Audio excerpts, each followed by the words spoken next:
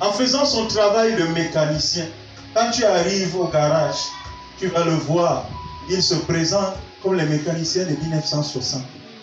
Si son pantalon n'est pas percé, déchiré et cousu, alléluia, tu lui demandes, il va dire, c'est le pantalon du travail. Bien-aimé, tu vas aussi chez un autre mécanicien, tu arrives là-bas, tu le vois avec une bonne blouse, tu le vois avec ceci.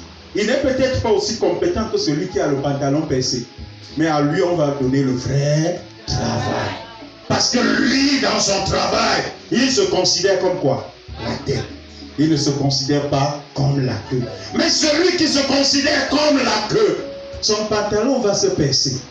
Il va dire non, c'est pour le travail. Alléluia. Quelque chose va être, il va dire c'est pour le travail. Lorsqu'il va venir avec le travail, on dit que voici le travail, il finit, il dit que donne-moi 5 000, on dit 5 000 le quoi? Bandit. 1000 francs, débrouille-toi avec. Amen. Mais celui qui est avec la blouse, dites la blouse. Celui qui se présente bien, dit Amen. Celui qui a la bonne pensée de sa personne, dit Amen. Il va dire, le travail que je fais là, monsieur, c'est pas facile. Hein? Je vais me donner 10 000. On va dire 10 000, comment on dit? Prends même 8 000. Je dis, vous aussi, les clients, vous dérangez. Dans 8 500. Amen. On va lui dire, voilà 8 500 à le suppliant. Il est en haut ou il est en bas? Il est en haut ou il est en bas? C'est cette pensée qui doit entrer en vous. C'est cette pensée qui doit entrer en vous. Alléluia. Est-ce que j'ai parlé à quelqu'un ici? Si tu es béni, dis 3 fois Amen. Au nom de Jésus-Christ. Bien-aimé, la différence fondamentale entre ceux qui sont du monde et ceux qui sont en Christ, c'est que les gens du monde en veulent toujours plus. Tandis que ceux qui sont en Christ se contentent de ce qu'ils ont. Voilà la différence fondamentale. Il n'y a rien d'autre. La différence fondamentale entre les gens qui sont du monde et ceux qui sont en Christ, c'est que les gens du monde en veulent toujours plus. Tandis que ceux qui sont en Christ, bien-aimés, se contentent de ce qu'ils ont. Or, ce n'est pas ce que dit la Bible. On a menti beaucoup de gens, beaucoup de chrétiens. On a menti beaucoup de chrétiens dans la manière de leur enseigner la parole de Dieu. Amen. On leur a dit non, vouloir ce qui est grand là, vouloir beaucoup là, ce n'est pas bien, ça va t'écarter de Dieu. Qui vous a dit ça? Essayez d'aller au Nigeria. Essayez d'aller au Nigeria. Vous voyez un chrétien, il ne fait plus ça pour lui, il fait pour la gloire de Dieu. Vous voyez un chrétien, il a 3 jets privés. On dit que mais pourquoi tu dis que c'est pour la gloire de mon Dieu? Alléluia. Il en a 3. Et bien aimé, plus tes fils sont élevés, plus le royaume cogne. Alléluia. Plus les fils de Dieu sont positionnés à des places, à des postes de pouvoir, plus le royaume avance. Au Nigeria, quand tu entends qu'une église a, alléluia, une croisade quelque part, il y a un fils qui se lève. Il dit, vous dites la croisade est où? On dit que c'est à tel endroit. Il dit, vous envisagez faire comment? Il dit que non, on voulait prendre le bus. Il dit, quel bus? Pour aller servir quel Dieu? Dieu m'a donné les jets privés, pourquoi? Je mets à votre disposition 2 jets. Pourquoi? Quand vous arrivez là-bas, on voit les chrétiens descendre dans le jet privé. Tu n'évangélises plus. Hey! Amen!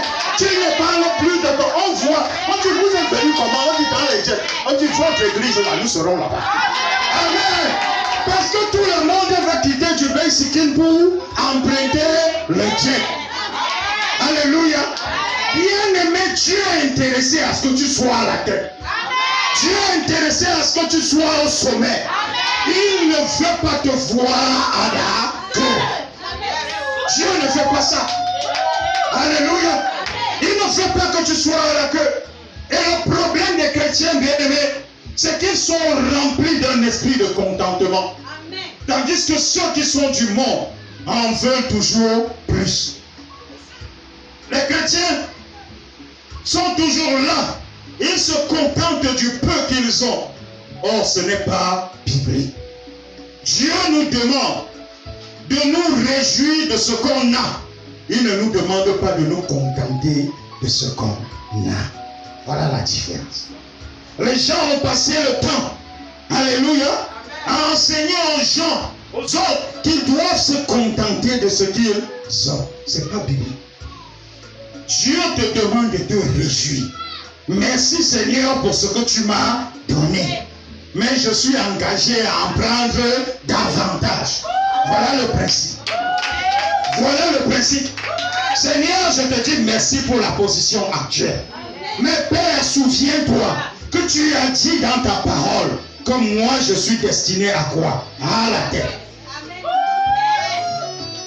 Est-ce que je parlais à quelqu'un ici? C'est cette pensée qui doit t'animer. Tu es mandaté par Dieu pour être affecté à la tête. Ta mission, là où tu arrives, ce n'est pas de dire, non, comme je suis déjà arrivé ici, ma part suffit. Non, comme tu es arrivé là, c'est la plateforme pour te projeter. C'est la plateforme pour te projeter vers le sommet. Est-ce que j'ai parlé à quelqu'un ici? Si tu es béni, dis le meilleur. Amen. Alléluia. Gloire à Jésus-Christ. Dieu nous demande de nous réjouir de ce qu'on a et non de nous contenter de cela. Amen.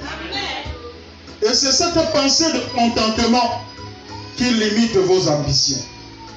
C'est ça qui vous bloque l'accès au sommet parce que vous vous contentez.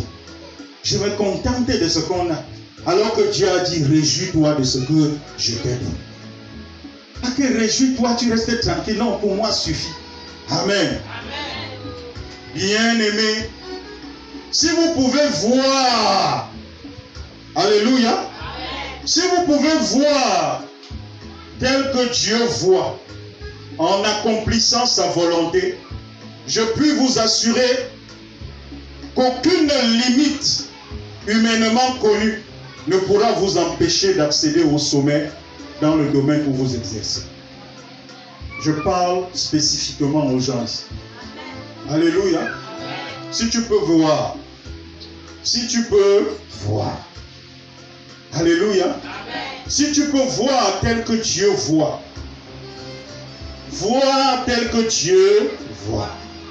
Alléluia. En accomplissant sa volonté, je puis t'assurer qu'aucune limite humainement connue ne pourra t'empêcher d'accéder au sommet dans le domaine où tu exerces. Dis Amen. Amen. Aucune. Aucune. Aucune. Que mon fils ici me permette de faire une petite, alléluia, Amen. De faire une petite, on appelle quoi? Girouette ou pirouette. Alléluia. Amen. Alléluia. D'aller un peu de son côté et d'en parler. Alléluia. Souvenons-nous, lorsqu'il était enfant, lorsqu'il est arrivé dans l'entreprise où il travaille, il y a des personnes qui se sont dressées contre lui. Amen. Amen. Ceux qui sont ici, qui ont partagé avec nous depuis que nous étions cellules de maison, avant de venir église, ils connaissent l'histoire. Il y a des gens qui se sont dressés contre lui. Quand Dieu t'envoie quelque part, ils disent, lorsque Dieu t'envoie quelque part, alléluia, que c'est Dieu qui t'y a mis. Si un homme se tient en chemin et que toi, tu as le regard, alléluia, amen. Tu as le regard de Dieu et que toi, tu vois les choses comme Dieu, personne ne peut se taire devant toi ici. Tous ceux qui se sont tenus sur son chemin, et je parle en sa présence, ces personnes-là, Dieu les a balayés. Dieu les a balayés. Il les a balayés. Tu te tiens sur son chemin, tu dis, tu viens d'arriver là. À l'époque, il était encore stagiaire. En tant que stagiaire, ceux qui se sont dressés contre lui, ils se sont dressés contre lui. Pourquoi? Parce qu'ils voyaient sa lumière. Parce qu'ils voyaient sa lumière. Alors qu'il était encore stagiaire, Les premières personnes qui se sont dressées contre lui, il y en avait qui avaient 25 ans d'ancienneté. Dieu a dit, avec tes 25 ans, je vais te montrer que tu t'es attaqué à la mauvaise personne. Allez, dégage. Oust, dégage. Et dégagez. Tu es qui? Qui es-tu pour te tenir en travers de mon fils? Bien-aimé, cette chose tu dois connaître. Mais c'est pourquoi? Parce qu'il avait une vision. Et la vision qu'il avait de sa propre personne était conforme à quoi? À celle que Dieu a de lui. Quelle est la vision? Quelle est la pensée que tu as de toi? On te dit, ah, puis je l'appelle une malheureuse comme ça. Tu dis, ah, on va faire comment? C'est vous, non? Vous avez reçu. Tu t'es accepté comme malheureuse. Tu restes dedans. C'est toi, hein? La personne t'a dit malheureuse comme ça. Tu dis, ah, tu ne peux pas dire ça comme ça, n'est-ce pas? C'est vous. Donc toi, tu es malheureuse et elles seront en haut. Qui est malheureux? Tu ouvres ce genre de paroles-là. Tu appelles qui malheureux? Est-ce que tu te vois? Même si tu avais garé la nouvelle version de Prado qui coûte 200 millions, qui coûte 120 millions, je vais t'amener et te convaincre que là où tu es malheureux. Amen. Et que tu as besoin de moi. Amen. Amen. Pour te sortir du malheur dans la position de malheur. Dans la